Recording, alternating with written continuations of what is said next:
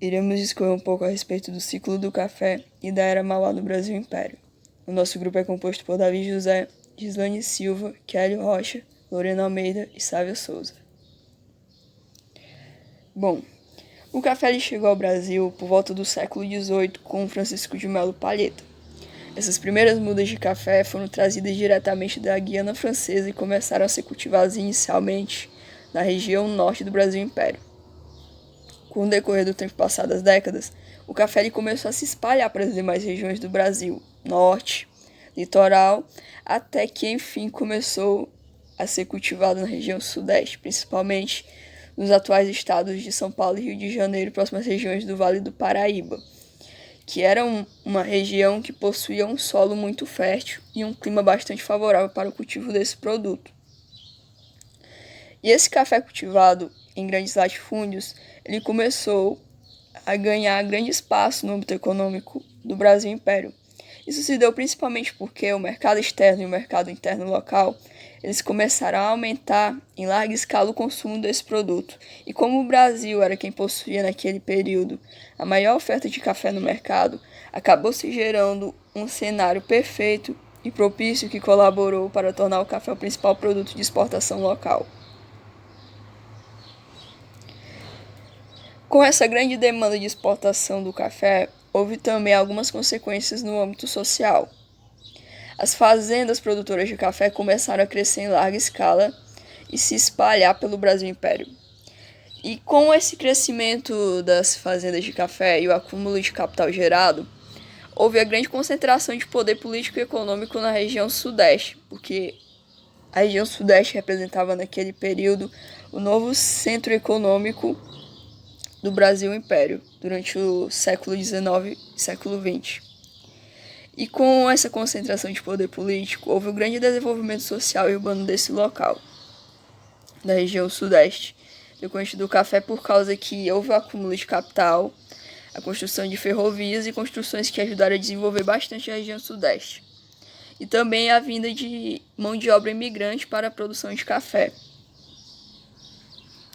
Aqui podemos ver mais ou menos como eram as fazendas de café durante os períodos do século XIX e XX, né, que foi o período de apogeu do café. E ao lado temos Francisco de Melo Palheta, que foi o introdutor do café no Brasil durante o período do século XVIII. Mão de obra na economia cafeeira. O café era o principal produto agrícola no Brasil. Ele era produzido no Vale do Rio Paraíba do Sul, no estado do Rio de Janeiro.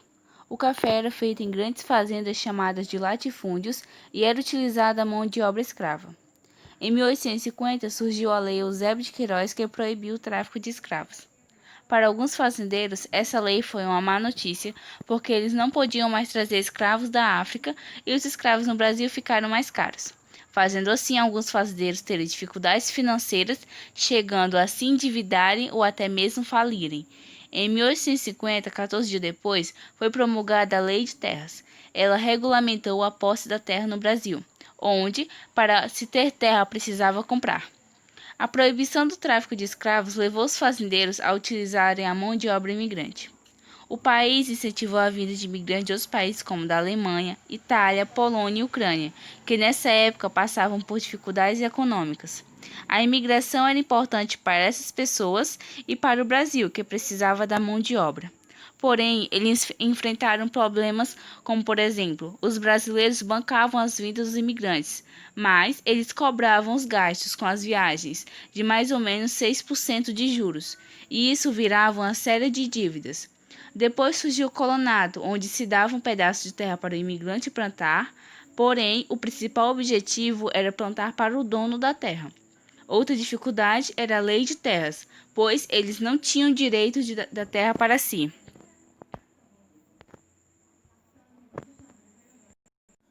Aqui mostra, na primeira foto, os escravos na lavoura e a segunda foto mostra os imigrantes.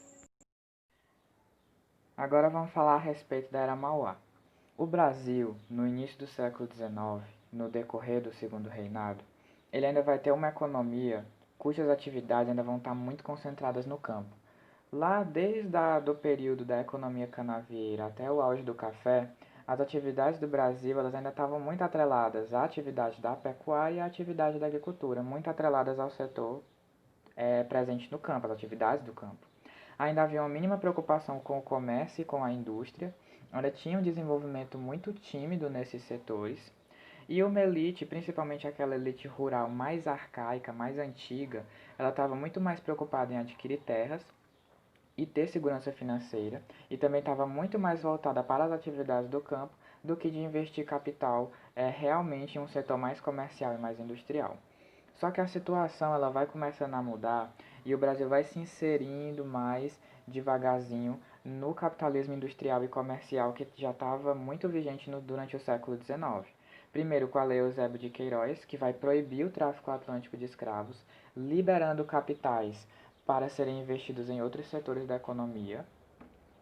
A Tarifa Alves Branco, de 1844, que vai taxar produtos estrangeiros, valorizando o mercado interno, a produção interna, fazendo com que esse mercado ele fique mais competitivo ante os produtos estrangeiros. E também a criação do Código Comercial, que vai regulamentar transações financeiras e também o surgimento das primeiras empresas capitalistas que vão surgindo no Brasil. Dentro desse período de industrialização e modernização, a gente tem um papel fundamental e um papel bastante importante do Barão de Mauá. Esse Barão de Mauá, ele vai se projetar como um dos maiores empresários do Império durante esse período do Segundo Reinado. E em muito ele vai contribuir para a modernização e para um surto de desenvolvimento industrial inicial que vai acontecer no Brasil. Ele participou da construção da primeira estrada de ferro do Brasil. Ele vai investir em outros setores, em outros setores da economia, como os setores de iluminação pública. Ele, inclusive, tinha uma companhia de iluminação pública que levava luz para as residências do Rio de Janeiro. Investiu em companhias de telecomunicação, de telégrafo, de cabos submarinos que levavam informações do Brasil até o continente europeu. Inseriu o Brasil na era da informação. Investiu em empresas de transporte público, desenvolvimento das primeiras empresas de transporte a bondinho. Ele também investiu em várias outras estradas de ferro, contribuindo para a dispersão da malha ferroviária no Brasil, que vai ser tão importante para o escoamento da produção de café. Ele também, inclusive, investiu em estaleiros e fundições. Ele próprio tinha um estaleiro em Porto da Areia, no Rio de Janeiro, que inclusive tinha uma produção uma produção de navios a vapor, encanamentos, tubulações, que inclusive eram vendidos para países no exterior. Só que o surto de modernização e de crescimento econômico, ele foi freado por conta de uma oposição das elites, principalmente daquelas elites rurais mais arcaicas, que inclusive elas eram meio receosas quanto a essa questão do desenvolvimento industrial inicial que se deu nesse período. O fato do mercado interno brasileiro ainda não estar estabilizado, uma vez que a escravidão ainda estava vigente nesse período, apesar de já estar encaminhando para o seu fim, mas a gente ainda tinha uma massa de mão de obra escrava que não contribuía para o aumento do poder de compra, já que escravos não recebiam salários e não contribuíam para o aumento do poder de compra da população. Além disso, ocorreram sabotagens aos projetos de Mauá e ele encontrou também oposição em países do exterior que tinham interesses em ampliar os seus mercados consumidores no Brasil. Tudo isso vai levar ao início da falência do Barão de Mauá e o fim da Era Mauá, que trouxe não só modernizações para a economia, mas também a modernização da infraestrutura de importantes cidades brasileiras. Aqui a gente tem a foto da Ferrovia São Paulo Highway ou Ferrovia Santo Jundiaí, que foi uma das ferrovias em que Mauá ajudou a construir com capital investido, e aqui a foto do Barão de Mauá, tão importante nesse período de modernização.